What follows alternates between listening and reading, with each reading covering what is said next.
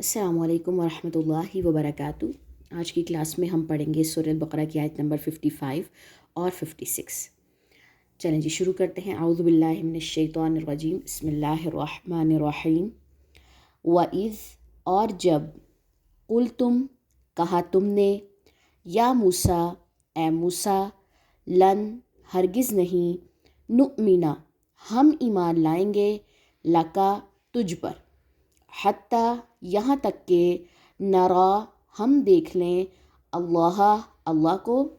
جہرتاً روبرو یا سامنے،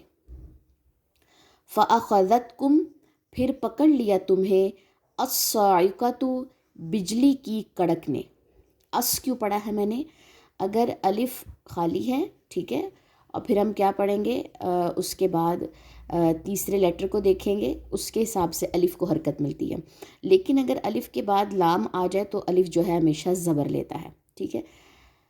وَأَنْتُمْ الصَّاعِقَةُ بجلی کی کڑک نے، وَأَنْتُمْ اور تم، تنظرون تم دیکھ رہے تھے، ثم پھر، بعثناکم اٹھایا ہم نے تمہیں، من بعدی بعد، موتکم تمہاری موت کے، لعلکم تاکہ تم، تشکرون تم شکر ادا کرو۔ پیچھے بات کی جا رہی تھی، بنی اسرائیل کی ہو رہی تھی بات، کیونکہ انہوں نے موسیٰ علیہ السلام کو جب کوہ طور پہ بلوایا گیا تو انہوں نے پیچھے سے کیا کیا تھا، بچھڑے کو معبود بنا لیا تھا، اور انہوں نے بچھڑے کو معبود بنانے کی وجہ سے اپنے اوپر ظلم کیا تھا۔ ان کو پھر کہا تھا کہ اپنے نفسوں کو مارو، ٹھیک ہے، لیکن پھر کیا ہوا کہ اللہ تعالیٰ ان پہ مہربان ہوا۔ اب آیت نمبر 55 میں ہے، اور جب کہا تم نے اے موسیٰ، ہرگز نہیں ہم ایمان لائیں گے تجھ پر، یہاں تک کہ ہم دیکھ لیں اللہ کو سامنے۔ اب اگلی شرط ان لوگوں نے رکھی کہ ہم چلے ٹھیک ہے، ہم ابھی بچھڑے کو معبود نہیں بناتے، ہم کوئی ظلم نہیں کرتے، ظلم سے مراد شرک ہے یہاں پہ، ٹھیک ہے،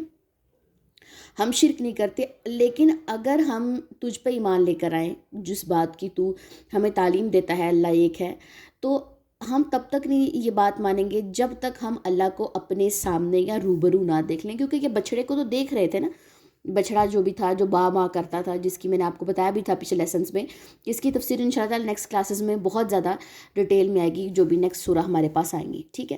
تو انہوں نے بھی یہ شرط رکھی کہ جیسے ہم بچھڑے کو دیکھ رہے ہیں جس کو ہم نے معبود بنایا، اگر ہم تیری بات پہ ایمان لے کر آتے ہیں، تجھ پر ایمان لے کر آتے ہیں، تو ہم اللہ تعالیٰ کو بھی روبرو یا آمنے سامنے دیکھنا چاہتے ہیں۔ اس بات کی وجہ سے پھر پکڑ لیا تمہیں بجلی کی کڑک نے اور تم دیکھ رہے تھے۔ تو پھر کیا ہوا کہ ان لوگوں کو بجلی کی کڑک نے پکڑ لیا۔ یہ تھوڑی سی ڈیٹیل ہے، جیسے میں آپ کو بتایا تھا کہ یہ واقعہ یہاں پہ صرف ٹو دا پوائنٹ آیا ہے، لیکن اگلی سورہ میں یہ جو واقعہ ہے بہت ڈیٹیل میں آئے گا۔ پھر بھی تھوڑا سا میں بتا دوں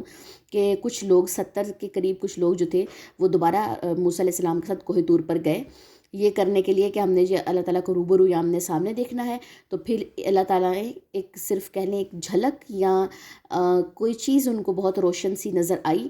اور بس اس سے یہ سب کے سب جو تھے وہاں پر مر گئے، وہاں پر ہی ان کی ڈیتھ ہو گئی، پھر یہ دوبارہ زندہ ہوئے۔ یہ ایک بہت لمبا واقعہ ہے، اور میں اس لیے اس کو ذرا نہیں ڈیٹیل میں بتا رہی کہ وہاں پہ آیات کے حساب سے میں گائیڈ کروں گی، کہ یہ نہیں کہ جی ہم کوئی اپنے سے لگا کے شروع کر دیں، فلاں کسی روایت میں آیا ہے،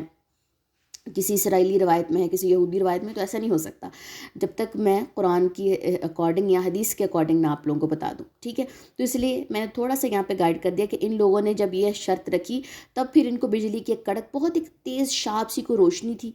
جس کی وجہ سے یہ سب کے سب گر گئے، مر گئے، اور تم سب دیکھ رہے تھے یہ سارا منظر۔ پھر اٹھایا ہم نے تمہیں بعد تمہاری موت کے، پھر ان لوگوں کو ان کے مرنے کے بعد دوبارہ اٹھایا گیا، لعلکم تشکرون تاکہ تم شکر ادا کرو کہ تمہیں دوبارہ سے زندگی ملی ہے، ٹھیک ہے۔